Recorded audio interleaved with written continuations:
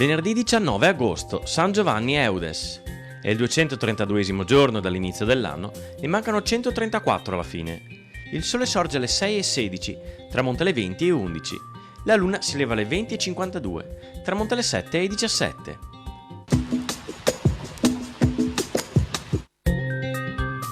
La flotta veneziana al comando di Niccolò Pisani affronta quella genovese di fronte al porto di Alghero in Sardegna.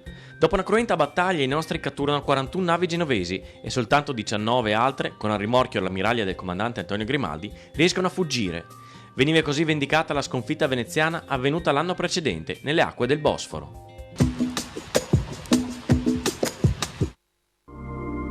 Le previsioni per domani. Cielo in prevalenza poco o parzialmente nuvoloso fino al primo pomeriggio, con successivo aumento dapprima sui monti. Precipitazioni assenti fino a metà giornata, in seguito probabilità in aumento, con rovesci e temporali dapprima sulle zone montane e verso sera anche sulle zone pianeggianti e costiere. Temperature generalmente in aumento rispetto a ieri, sulla pianura senza variazioni di rilievo fino al primo mattino.